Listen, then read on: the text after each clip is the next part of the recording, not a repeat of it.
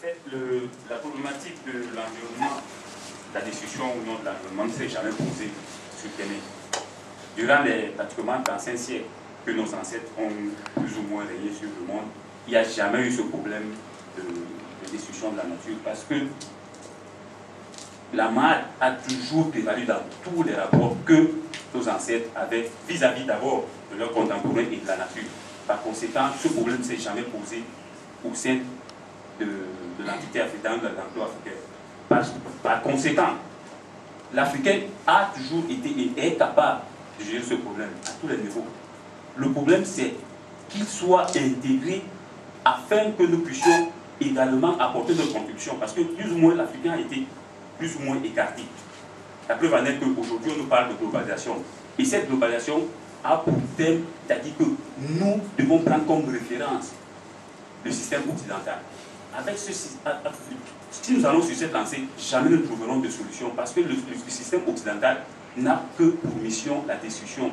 C'est-à-dire que obtenir l'argent à outrance, quels que soient les moyens, peu importe les retombées. Aujourd'hui, on nous fait croire que l'Africain n'est pas capable. Cependant, si l'Africain est associé et compte tenu de l'expérience que nous avons eue sur 35 siècles, on va forcément apporter des solutions ou des éléments de réponse à toutes ces questions. Pour moi, le problème ne se pose pas parce que je sais que l'Africain a toujours été et est capable d'apporter des réponses à ce problème d'environnement. Ok. En passant, je vais jeter deux questions.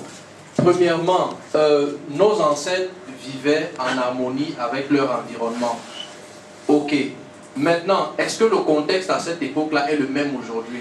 Est-ce qu'avec leurs solutions, à cette époque-là, on peut gérer l'environnement de la même façon aujourd'hui avec plus d'1 milliard d'habitants sur le continent et les enjeux pris en étau entre l'Occident, dont les besoins sont de plus en plus croissants en termes de matières premières, qui viennent de notre environnement évidemment, et la Chine, dont les besoins sont aussi de plus en plus croissants de matières premières, qui viennent de notre environnement. Je signale 1 minute maximum le temps d'intervention. Merci pour la minute. Moi, je m'appelle Nélé, Patrick Nélé. Si on pose la question en demandant l'Africain, s'il s'agit de savoir si l'Africain est suffisamment intelligent pour imaginer des solutions au problème de l'environnement, je pense que la réponse, on l'a tous. À moins de supposer que ce soit un sous-homme qui n'est pas capable de réfléchir à des sujets pointus, les Africains sont capables de s'asseoir, de réfléchir et de trouver des solutions. Mais maintenant, si c'est pris dans un sens plus global, parce que quand on dit l'Africain, j'imagine que le contexte avant, le contexte aujourd'hui, quelqu'un a dit, ça va répondre à la question, quelqu'un a dit, nos ancêtres n'avaient pas de problème d'environnement, etc. Je pense que c'est faux. La preuve que c'est faux, c'est qu'ils avaient déjà des solutions pour résoudre ces problèmes. Je prends simplement l'utilisation qui était faite des cours d'eau. Puisqu'il n'y avait pas d'eau courante, il fallait à la fois se laver, boire, faire ses besoins dans la même eau. Bon, l'expérience, ils ont vu que pour faire ses besoins, on va à l'aval. Pour se laver, on va un peu plus à l'amont. Et pour l'eau à boire, on remonte à la source, c'est-à-dire vraiment à la source pour avoir l'eau la plus propre possible. Donc, je pense que toutes les sociétés, qu'il s'agisse de sociétés africaines ou asiatiques ou européennes, ont les mêmes besoins fondamentaux. On veut boire, on veut manger, on a besoin d'habitat, etc., etc. Et on envisage des solutions par rapport aux ressources dont on dispose, par rapport aux techniques dont on dispose. Et plus ces techniques-là vont évoluer, plus peut-être on aura des solutions encore plus efficaces. Le contexte n'est évidemment pas le même, puisqu'il n'y avait pas une ville comme Douala qui avait 3 millions d'habitants. Il n'y avait pas Lagos qui a 20 millions d'habitants. On ne peut pas nous dire qu'il y avait des villages, chacun était bien au village. Les villages ont disparu. Enfin, beaucoup de villages ont disparu. Et quoi que vous fassiez, parce que l'histoire avance, ça peut vous rendre triste, on ne rentrera pas à l'Égypte et avant l'Égypte et au temps des ancêtres. C'est déjà passé, ça ne reviendra plus. Ceux qui vont essayer de reproduire ce schéma vont commettre de graves erreurs et créer des problèmes plus graves même que ceux qui existent. Donc il faut imaginer des solutions par rapport à notre contexte actuel. Je vais prendre un autre exemple. Au Nigeria, l'exploitation du pétrole dans le delta du Niger. vous voyez les conséquences. Les populations qui vivaient de la pêche sont privées de leurs ressources. Parce que Shell a depuis le pétrole, il y a des pipelines qui ont pollué toute l'eau. Alors les pêcheurs, bon, ils se sont transformés en pirates. Ils enlèvent les ingénieurs de Shell et puis ils se font payer des rançons. Il faut dire quoi? Bon, il y a des solutions, on sait ce qu'il faut faire. On sait que les tuyaux, il faut colmater les brèches, il faut mettre des vis ici, il faut exploiter de telle ou telle manière. Mais comme ça aura une implication sur les profits de la multinationale, et que la multinationale est complice avec le gouvernement, on va sacrifier ces solutions-là. Et on va laisser la pollution suivre son cours. Donc c'est pour dire quoi? Que les solutions, elles existent. Tout à l'heure, il y a un frère qui a dit que l'Europe a un rapport de domination avec le reste du monde, avec l'Afrique. Moi, je vais compléter en disant que l'Afrique a un rapport de soumission envers l'Europe et même les autres continents. C'est-à-dire que les pétitions, comme vous avez dit tout à l'heure, les pétitions, oui, on va les faire, mais s'il n'y a pas une volonté politique ou un gouvernement qui veut, qui a la volonté de résoudre ce problème ne sera pas résolu, ne sera jamais résolu. Donc il faut une volonté politique de faire que les richesses africaines, parce que c'est de ça qu'il s'agit en somme, profitent aux Africains. Et tant que nous sommes dans ce rapport avec l'Occident, là, que ce soit, c'est vrai pour la monnaie, c'est vrai pour l'économie, c'est vrai pour l'industrie, c'est vrai pour tous les domaines, c'est vrai pour l'écologie, il n'y aura pas de solution tant que nous serons soumis aux autres. Voilà ce que j'avais à dire. Merci beaucoup. Je vais passer la parole. Question Gomé. Non, c'est son. C'est vrai que, bon, d'abord, il faut m'excuser si arrivé à retard, mais ça c'est justement par l'histoire de Mme Moussali. Donc j'ai vraiment demandé presque 2 heures pour arriver ici. D'autre part, effectivement, ceux qui ont organisé ce débat, parce que ça nous manquait un peu, on a réellement besoin d'avoir un lieu où nous puissions réellement dialoguer. C'est vrai que là, on pose un peu une question sur l'environnement. Bon, rapidement, c'est une petite parenthèse. J'ai écrit un compte qui est actuellement chez les époux, il devait le faire paraître depuis 5 années, où les dieux totémiques africains, ayant vu qu'aujourd'hui, en plein 20e siècle après Jésus-Christ, nous allions réellement brader l'Afrique et tout cet environnement-là, on décide de prendre le pouvoir à l'époque et il y a une étape bien suivie sur le continent. Bon, j'espère qu'elle sortira pour que nous puissions lire par la suite. Pour revenir au thème. C'est Matao.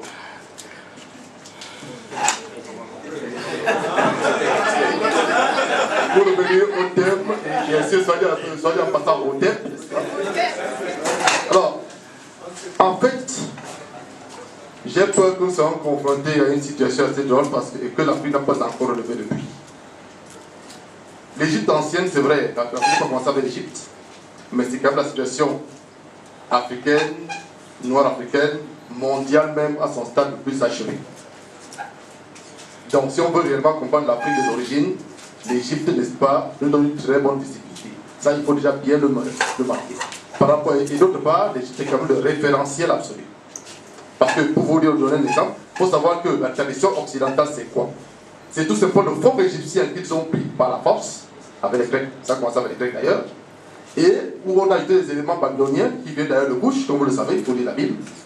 Et donc, c'est donc cet héritage-là qu'ils ont appelé tradition occidentale. Et vous verrez actuellement, n'est-ce pas, des bouquins qui appliquent par la tradition occidentale. La tradition même, il faut savoir qu'en fait, c'est l'Égypte. Autrement dit, l'Égypte devient le carrefour, situation pour nous, et point de départ pour les autres. Bien, ça c'est le premier point. Le deuxième point, c'est quoi? Le premier point, c'est que l'Occident, au niveau philosophique, parce qu'il faut quand même essayer de cerner, mais il faut déjà savoir qu'ils ne sont même plus dans l'église chrétienne. Ils sont ailleurs. Le référentiel occidental n'est pas maîtrisé, non pas en voir les effets. Et c'est vrai, quelqu'un a dit, c'est un peuple qui ne connaît qu'une seule chose, la domination.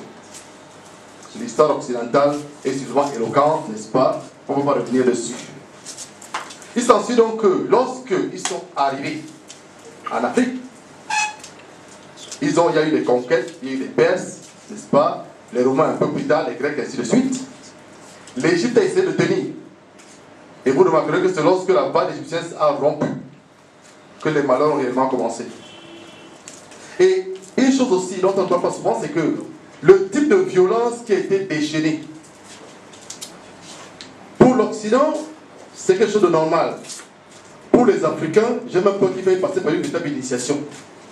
Parce que peu de personnes peuvent réellement cerner le degré de violence que l'Occident peut déchaîner. Autrement dit, ça veut dire quoi? Ça veut dire que nous, les Africains, actuellement, on n'a pas relevé un défi qui perdure depuis 2000 ans. Parce qu'en fait, et je vois les interventions des autres qui vont le voir dans ce sens-là, il s'agit en fait d'un véritable problème de civilisation. C'est ça qui a posé ici. Et c'est là pour ça que ce problème fait peur. Parce que si vous parlez de civilisation, ça veut dire que vous devrez forcément renverser l'autre et imposer des valeurs. Et c'est forcément le choc. Nous en sommes là. Et c'est vrai que quand vous regardez même nos dirigeants, beaucoup de nos intellectuels, ce problème est tellement énorme que très peu ont le courage de ne serait-ce que le regarder en face. Chacun préfère trouver des déviations, essayer même d'ignorer le problème, se convaincre à lui-même qu'en fait il n'y a pas de problème du tout. Mais pourquoi se faire d'illusion? Le problème est quand même là. Si le lion dans votre chambre, prenez une couverture, couvrez-vous la tête, vous ne prenez pas le lion, il est quand même là. Bon, ok, maintenant, au niveau des solutions maintenant, j'avoue que c'est assez difficile parce que le référentiel même n'y est pas. Si on regarde, on peut quand même regarder un peu les autres peuples du monde.